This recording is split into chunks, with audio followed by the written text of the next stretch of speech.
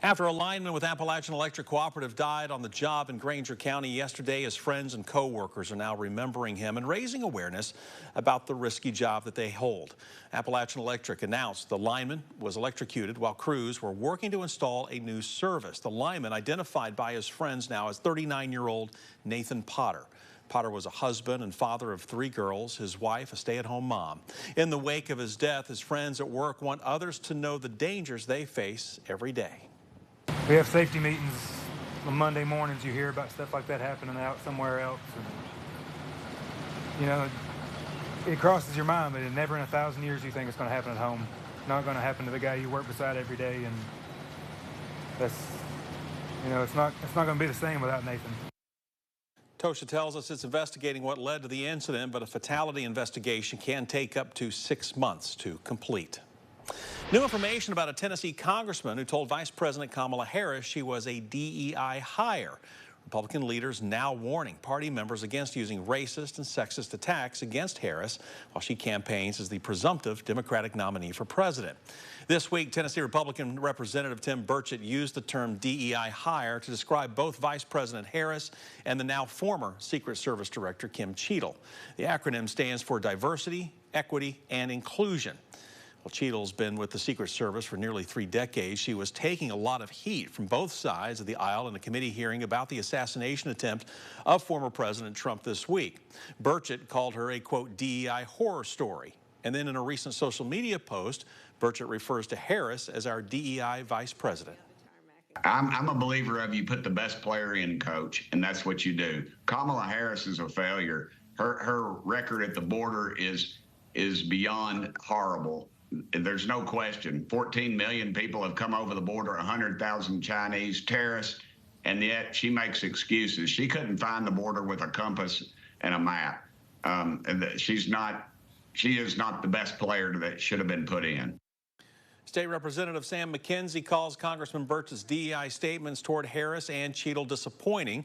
He feels his colleagues' comments denigrating of women and African Americans. Borders on insanity when these folks, these far right-wing people, make false accusations. So, you know, for him to say it about the Secret Service agent was horrific. But then to come out and say that the presumed Democratic presidential nominee, the sitting vice president, isn't qualified when the person on his side of the aisle has done absolutely nothing with public service but take. Reminder, tonight President Biden will be giving his highly anticipated address to the American people from the Oval Office in just under an hour. Rural Metro Fire has announced a new fire chief. Jeffrey Devlin will take over former Chief Jerry Harnish after he retired last month. You may remember Harnish retired following 44 years of service. He then became the director of the American Medical Response Team, or AMR, in Knox County. Since the beginning of July, Assistant Fire Chief Jeffrey Devlin has been the interim chief. Now he will continue to serve in that role. Devlin has been with Rural Metro since 1990, serving as the assistant chief for the last 5 years. Chief Devlin saying it's an honor to serve the county and lead the men and women who are a part of Rural Metro. Now on Monday, Rural Metro will hold a meet and greet with the new chief at the Farragut Community Center. $7,000, that's how much was raised to support HIV care here in East Tennessee, thanks to multiple restaurants in the area. One local restaurant, Sticky Rice, helped with more than $800 of that through Knoxville's Dining Out for Life and Pride fundraiser. The money will go to more than 6,000 clients across the state to focus on their physical and mental health. Thanks to the community support, anyone who ate or drank at participating locations helped make a difference in the community. The Senior Director of Development and Marketing for Positively Living, Angela Bartlett, says, you may think $800 is small, but it makes such a difference for those who need it. So it's going directly to our Hope Fund, which helps our clients really focus on their health journey. And so when things come up, like maybe they blew a tire and they're not able to get to doctor's appointments, we're able to assist in the little complications that life can sometimes give us.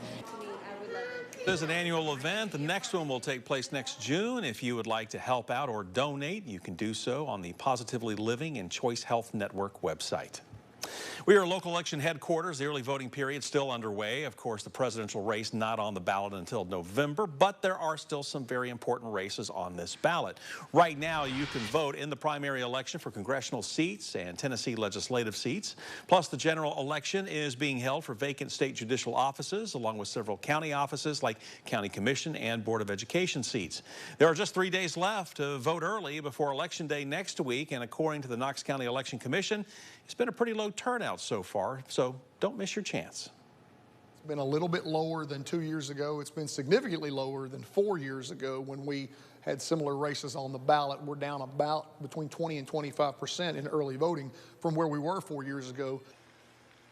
Today is the last day of early voting. Then next Thursday, August 1st, is Election Day, and you can get a look at a sample ballot. Also find a list of those early voting locations over on our website, WATE.com.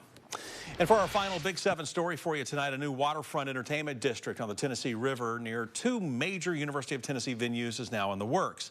Tennessee Athletics announced a notice of intent to award the Neyland Entertainment District project to the 865 Neyland Project team. University is calling this announcement the next big step in transforming the waterfront at Neyland Stadium.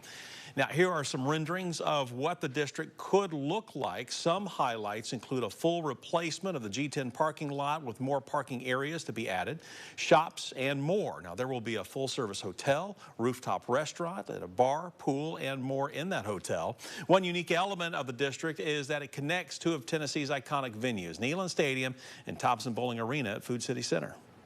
A gateway to the outdoors. The city of Knoxville has announced it is now moving forward with a new one-stop resource for families before starting its next big adventure. Last night at the Knoxville City Council meeting, members approved a plan to build a $4.6 million urban wilderness gateway park pavilion. The new pavilion, which you can see in some of these renderings on your screen, would span 23,000 square feet, and it has been a long time coming. It is one of the final pieces of the city's overall urban wilderness public amenities plan. The plan was proposed, approved, and budgeted for 8 years ago. Design and Construction Services Incorporated was awarded the contract, and we're told the details will be finalized by the end of summer. Construction at the site is set to be wrapped up by late 2025.